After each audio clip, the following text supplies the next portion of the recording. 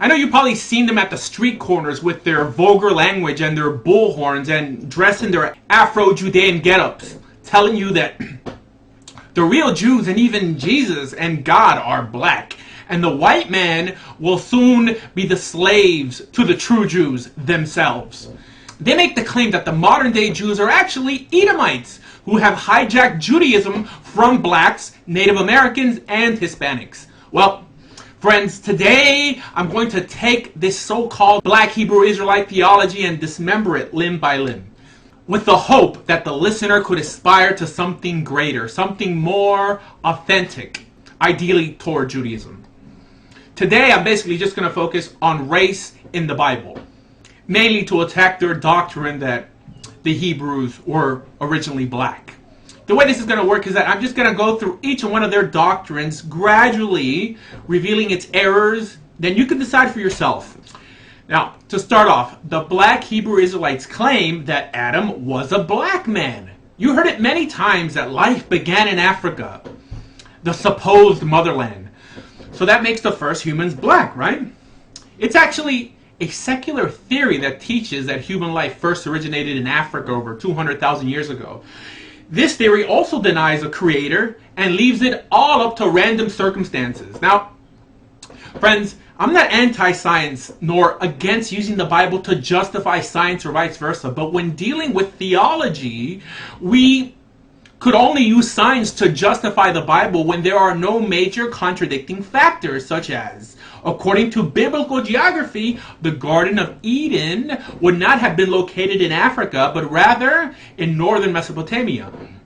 Now, even though most Black Hebrew Israelites would not use this theory to justify their biblical black basis, I'm mentioning it just to dilute any idea that Adam was black, because science teaches that the first man originated from Africa. As a matter of fact, the Bible actually calls Adam red.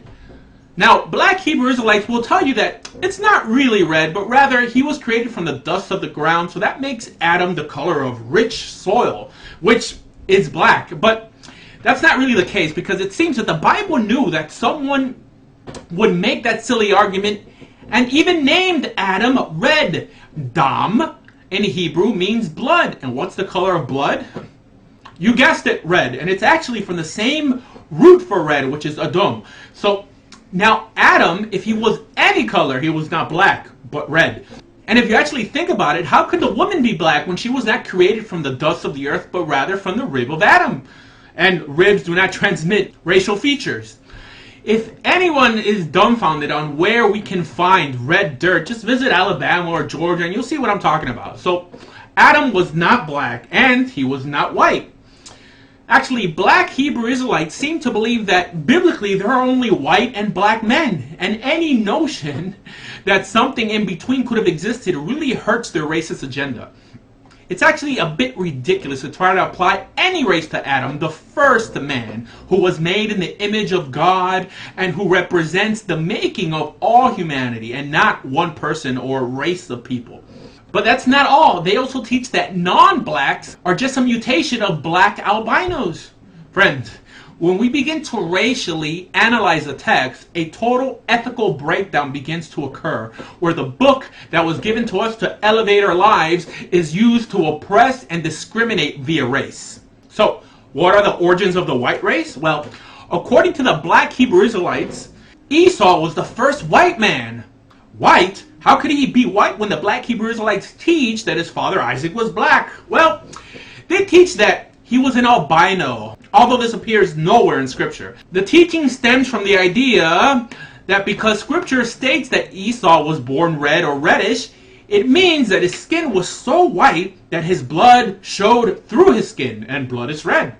Now, this is a ridiculous doctrine, because we see that when Adam is called red, they say he was black. But when Esau is called red, they say he was white, even when both cases use the same Hebrew root word for red. Actually, if we're looking for a people with a reddish color to the skin, then we don't have to go too far. Many people fit that description in our world today. So, why white people? I'll tell you why. Racism. But actually, the verse states that he came out red, such as a hairy garment. So it may have been referring to the color of his hair, not skin. But they still overlook this. Now, I really don't care what color Esau was, but we do know that Esau was the father of what became the Edomites. And for someone to pin a race on one of Israel's enemies just to label the members of that race with having an evil background is just wrong. Actually, if you do a study for the word red in Hebrew, you'll find that King David is also called red, when the Black Hebrew Israelites claim that he was also a black man. Also, in Song of Solomon, we see that Solomon is also called red. Furthermore, in Lamentations 4:7, it states that the Hebrews are referred to as red. As a matter of fact, the biblical text also states that Esau's wives were black women. Now, wouldn't that eventually change Esau's supposedly white descendants to not white? And more, who would his descendants be marrying when Esau was the first and only white man?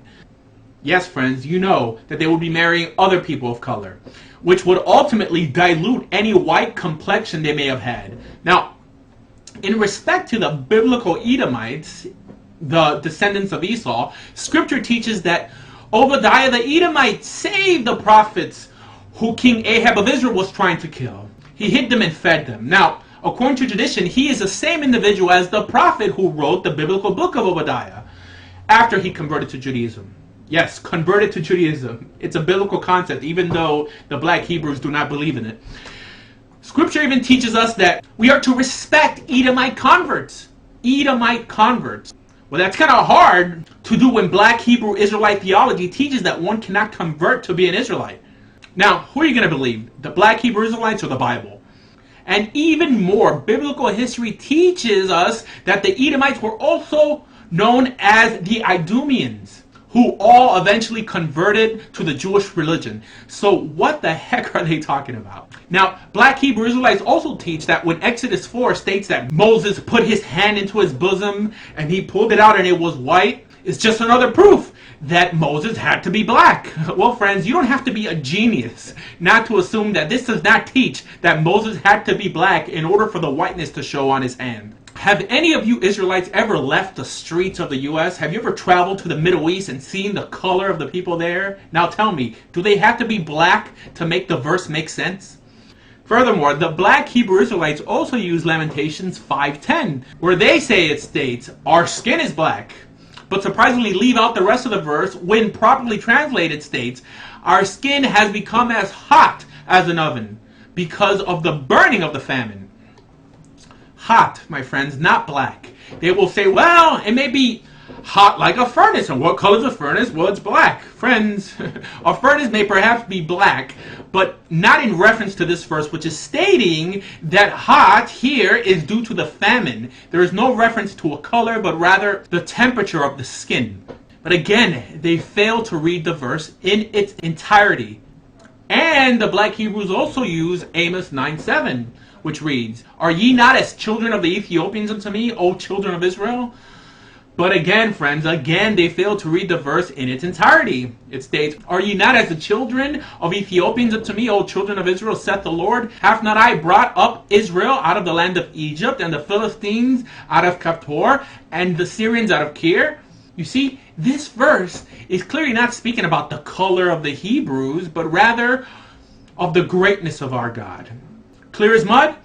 Furthermore, they use Jeremiah 14 verse 2, which states, "Judah mourneth, and the gates thereof of languish. They are blackened to the ground, and the cry of Jerusalem is gone up." Friends, it will help these Black Hebrew Israelites if they studied Hebrew as much as they used foul language. Because here, the word kadru does not mean black, but is synonymous to mourning, to grow black. Literally, to sit on the ground and apply ashes to one's head.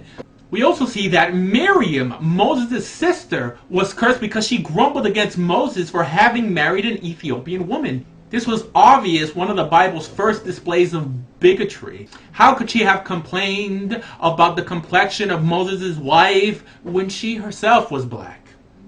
And finally, my favorite verse that the Black Hebrew Israelites distort to claim the Jews were black. Song of Solomon 1:5, which states, "I am black but comely beautiful, O ye daughters of Jerusalem, as the tents of Kedar." I am black. Now, there is no doubt that the person speaking here is black. They even use a proper Hebrew word for it. But anyone who has read the preceding verse would know that this is not King Solomon speaking, but his mistress. This is ridiculous, friends.